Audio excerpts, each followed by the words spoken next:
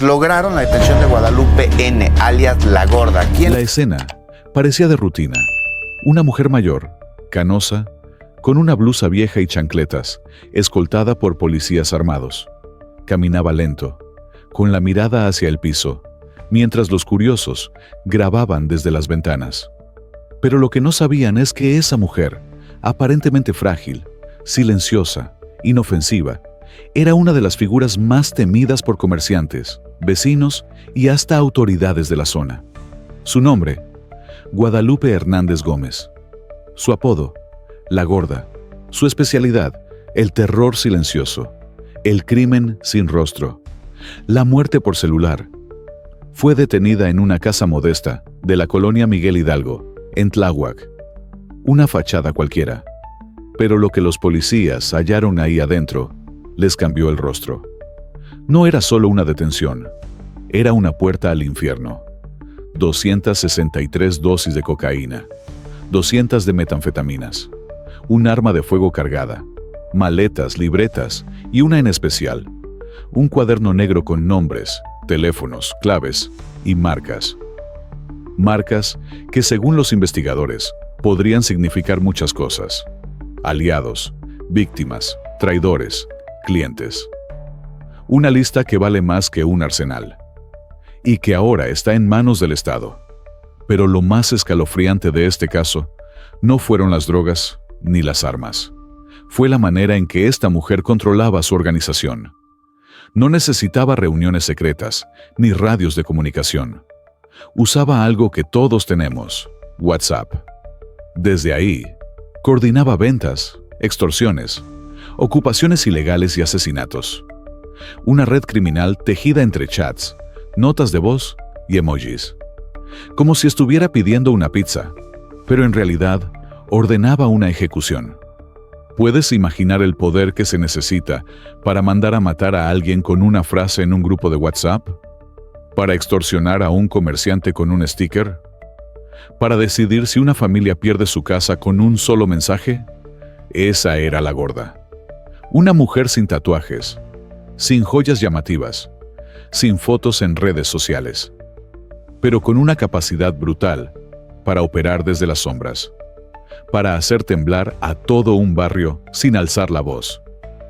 Y es aquí donde surge la pregunta incómoda, la que todos deberían hacerse. ¿Cómo es posible que alguien tan normal llegara tan lejos sin ser detectada? Porque esta historia no comienza con la detención, comienza con una omisión, con una comunidad que prefirió no ver, con autoridades que hicieron como si no pasara nada, y con una red de corrupción que le permitió a una mujer de apariencia común construir un imperio. Hoy te vamos a contar su historia, no para glorificarla, sino para que nunca más vuelva a pasar. Porque La Gorda no era un mito, no era un personaje inventado, era real, y durante años convirtió la Ciudad de México en su tablero criminal, y a sus víctimas en piezas descartables. Antes de seguir contándote esta historia, necesito detenerme un momento y hacerte una pregunta que tal vez nunca te has hecho. O peor aún, una que tal vez ya te hiciste y decidiste ignorar. ¿Cuántas personas como La Gorda están viviendo ahora mismo a solo metros de ti? Sin que te des cuenta. Sí, tú. ¿De verdad conoces a todos los que te rodean? ¿Sabes quién vive detrás de esa reja oxidada? En la casa de la esquina donde siempre hay movimiento, pero nadie habla. ¿Quién es ese señor que nunca saluda pero siempre entra y sale con bolsos al hombro? ¿Quién es esa mujer que parece inofensiva, pero todos saben que no se le puede decir que no? Vivimos en una época donde el crimen ya no se esconde en la selva o en las montañas. Ya no necesita balaceras ni persecuciones cinematográficas. Hoy, el crimen organizado vive disfrazado de normalidad. Usa pantuflas, sonríe en la tienda.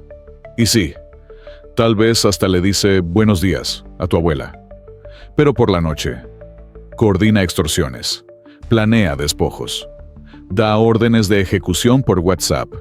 Y ahora que lo sabes, te lanzo este reto. Mira a tu alrededor. Haz memoria. ¿Has visto algo que te parezca raro, pero no dijiste nada? ¿Escuchaste historias de alguien que se adueñó de una casa misteriosamente? ¿Alguna vez alguien te dijo, no te metas con esa señora, ¿no sabes quién es? Déjalo en los comentarios. Cuéntanos si alguna vez sentiste miedo de hablar, o si crees que esta historia está más cerca de tu realidad de lo que pensabas. Porque la gorda no era única, solo era más lista, más fría, pero hay más como ella, y seguirán creciendo, si nadie las enfrenta. Suscríbete ahora mismo si crees que el silencio no debe seguir siendo cómplice. Dale like si tú también crees que las autoridades no son las únicas responsables. Comparte este video si sientes que alguien necesita abrir los ojos, porque a veces la verdadera complicidad no está en los delincuentes, sino en quienes los vieron crecer y nunca dijeron nada. La primera vez que los vecinos la vieron esposada, nadie lo podía creer. ¿Ella?, decían. La señora que siempre salía con su suéter en la tarde. ¿La que compraba tortillas como cualquiera y se sentaba a ver pasar los carros? Sí. Ella, Beatriz Hernández Gómez. Una mujer que jamás levantó la voz, pero que mandó a callar a barrios enteros con solo una mirada. No tenía el perfil del criminal clásico. No era joven. No tenía aspecto amenazante. No usaba cadenas de oro ni camionetas de lujo. Pero detrás de esa expresión apagada y sus pasos arrastrados, se escondía una mente tan peligrosa como estratégica. Beatriz era meticulosa, observadora y, sobre todo, fría. Su casa, de paredes gastadas y fachada humilde, no era un hogar. Era un cuartel operativo disfrazado de familia. Ahí se almacenaban dosis de droga, se preparaban órdenes, se vigilaban movimientos de vecinos y se decidía el futuro de propiedades completas. Todo sin escándalos, sin música a alto volumen, sin armas visibles. Ese era su verdadero poder, el silencio. Mientras otros gritaban para imponer miedo, ella lo sembraba en silencio, gota a gota. No necesitaba que la respetaran. Bastaba con que nadie se atreviera a pronunciar su nombre en voz alta. Era la abuela del barrio, pero también la dueña del miedo. Cada paso que daba, cada persona que visitaba, cada mensaje que enviaba, tenía un propósito. Nada era casual, y eso la hacía más peligrosa que cualquier pistolero, porque los pistoleros disparan. Ella solo miraba, y alguien caía. Dicen que el verdadero poder no es el que se ve, es el que se siente, aunque no esté presente. Y Beatriz era eso, una sombra que nunca se iba. Cuando entrabas a su casa, no veías sangre ni violencia. Veías limpieza, orden y una atmósfera extraña, cargada de algo que no podías nombrar. Como si las paredes supieran demasiado. Como si los muebles hubieran sido testigos de cosas que nadie debería ver. Esa era su trinchera, su centro de mando, su imperio oculto. Y desde ahí, tejió una red que tocó a políticos, comerciantes, pandilleros y familias enteras. No era una señora más. Era una reina sin corona, sin ejército visible, pero con más poder que cualquier capo con pistola. Y lo más perturbador de todo es que ese poder se lo dimos entre todos, al subestimarla, al callar, al no mirar dos veces. Beatriz no necesitaba armas en la cintura ni camionetas escoltadas para imponer respeto. Ella no necesitaba dejar cabezas en hieleras ni colgar narcomantas. Su método era más elegante, más perverso, más eficaz. Ella convirtió las calles de Tláhuac en un tablero y cada casa en una pieza de su juego. Porque mientras otros cárteles imponían su control con violencia directa, la gorda lo hacía con algo más sofisticado. Franquicias del crimen, casas comunes con ropa tendida, cortinas viejas y niños corriendo por fuera. Pero por dentro, eran bodegas de droga, salas de planeación y oficinas del miedo. No había letreros, no había guardias, Solo puertas cerradas y ventanas cubiertas. Desde esos centros disfrazados, se almacenaban cientos de dosis, se falsificaban documentos de propiedad, se organizaban despojos, se decidía a quién extorsionar y a quién eliminar. Y lo más escalofriante, cada una de estas casas estaba rodeada de vecinos que sabían lo que pasaba, pero no decían nada, porque con Beatriz no hacía falta gritar. Bastaba con que te viera. Una sola mirada desde su banqueta, sin levantar la ceja, te hacía entender que si abrías la boca, podrías no volver a cerrarla. En el barrio ya no se vivía, se sobrevivía. Los comerciantes sabían que cada viernes había que pagar. Los vecinos sabían que si una casa se quedaba vacía, pronto sería ocupada por gente desconocida.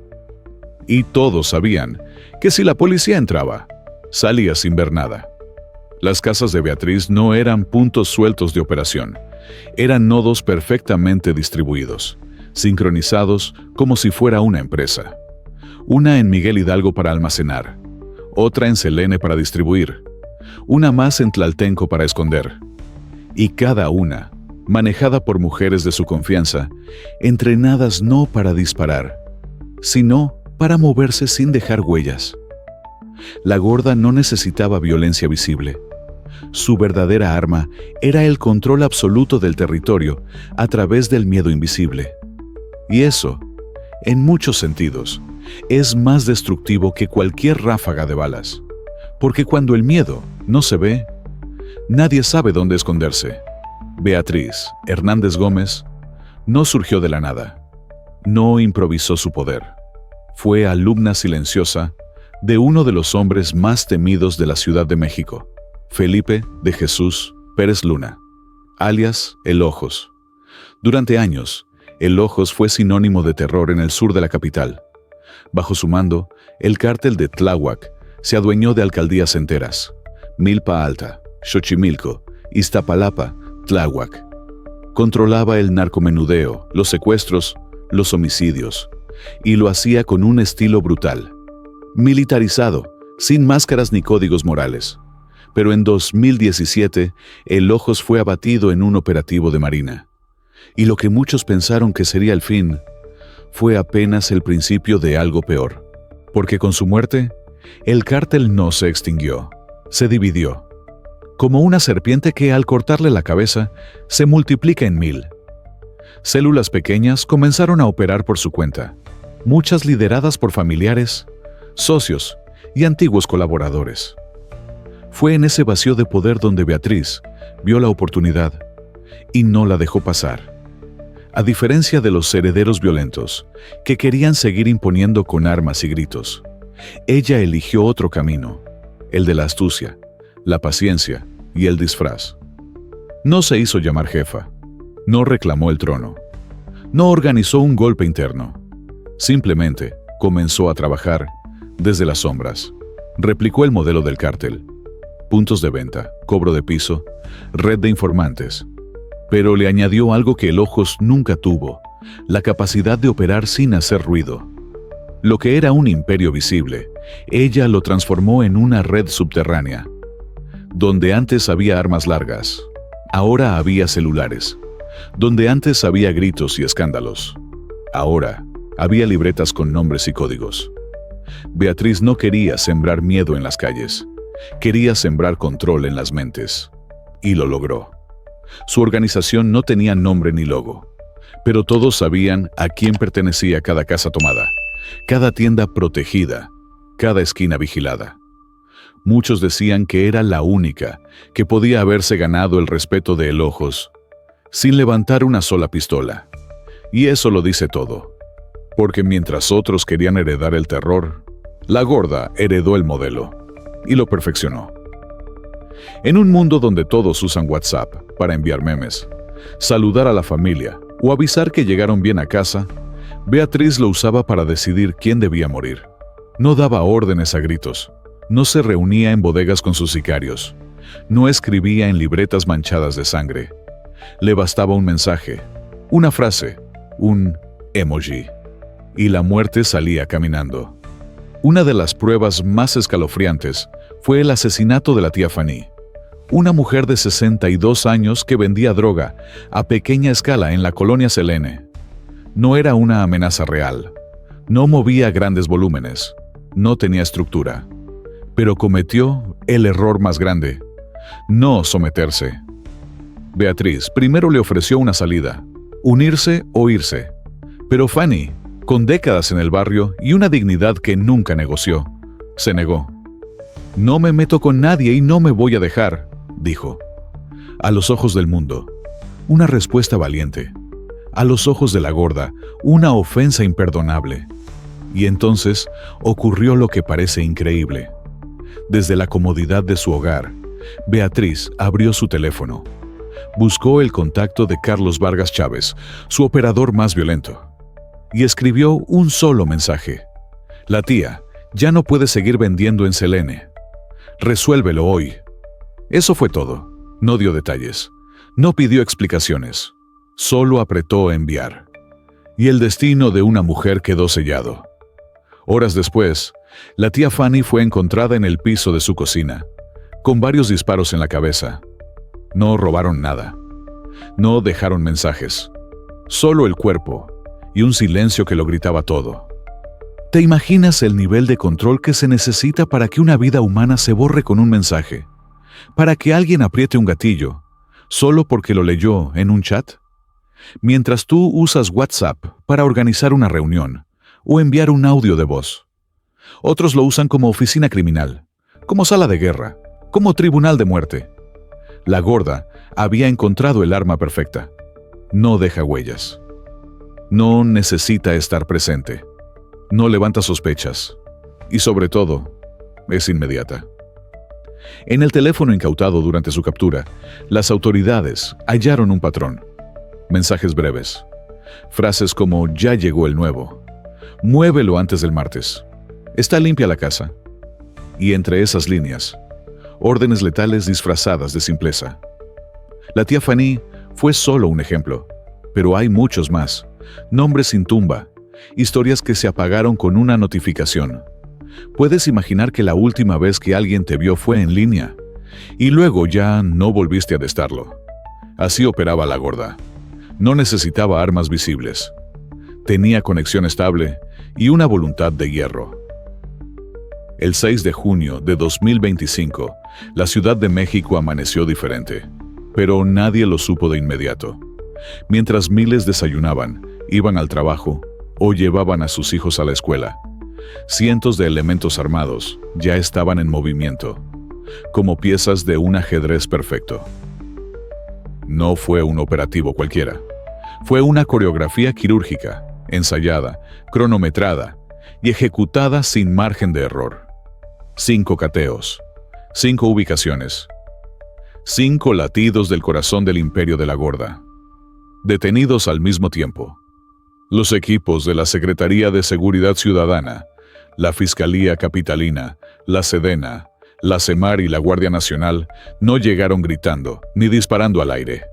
Llegaron como fantasmas, en vehículos sin logos, con órdenes firmadas, con inteligencia recopilada durante meses y sobre todo, con algo que antes no tenían: la certeza de que ella estaba ahí. El destino de Beatriz se selló a las 4:38 de la mañana, cuando un grupo de élite irrumpió en la casa de la calle Juan Bretel, en la colonia Miguel Hidalgo. Ella no corrió, no gritó, no intentó disparar.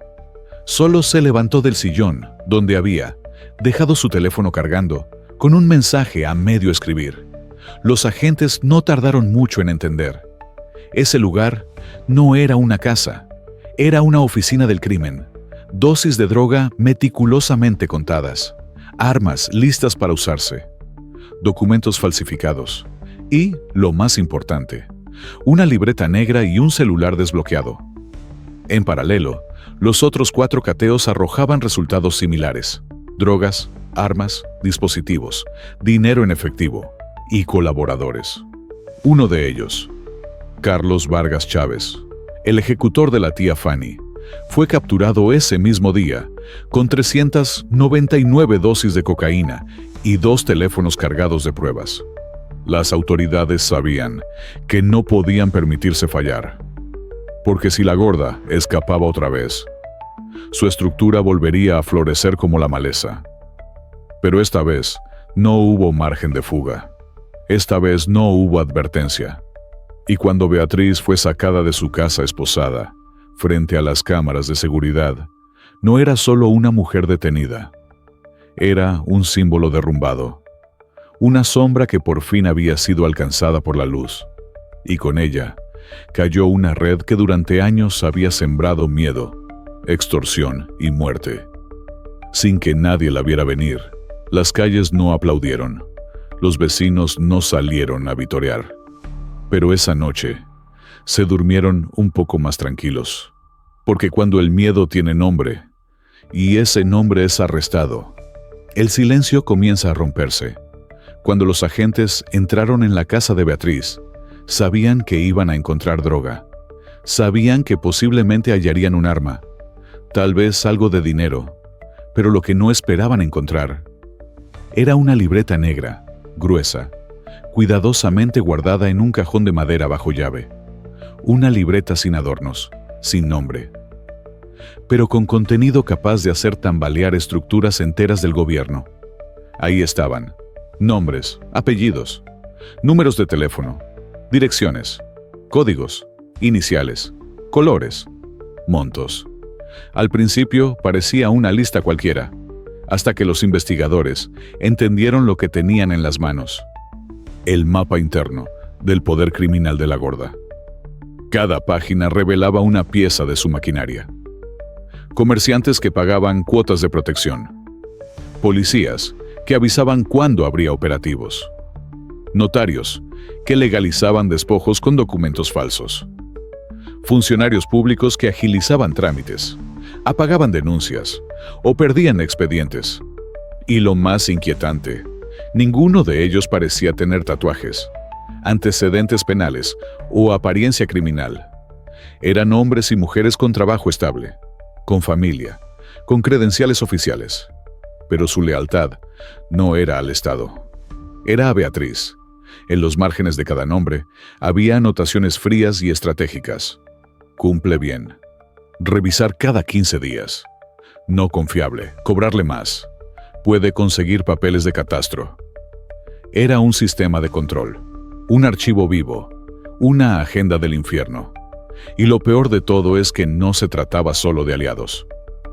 También aparecían víctimas. Personas extorsionadas. Dueños de casas despojadas. Comerciantes vigilados. Familiares de enemigos. Cada uno con su grado de utilidad. Cada uno clasificado como si fuera mercancía. La libreta era su poder en papel. Era lo que le permitía mantener todo funcionando, sin necesidad de estar presente. Y ahora, esa libreta está en manos de las autoridades. Pero no todos están tranquilos, porque ahí hay nombres que aún están en sus cargos. Y hay quienes temen que, si se filtra, se desatará una tormenta política, judicial y social sin precedentes. ¿Hasta dónde llegaba el control de la gorda? ¿Quiénes le respondían? ¿Cuántos sabían y callaron? Una fuente cercana al caso dijo lo siguiente: no es solo una lista, es una confesión escrita a mano. Una radiografía de la corrupción que ha protegido a estas organizaciones durante años. Y eso es lo más perturbador. Porque mientras el país se enfoca en capturar a los narcos, la verdadera red del crimen puede estar sentada en oficinas, cobrando su quincena y esperando instrucciones.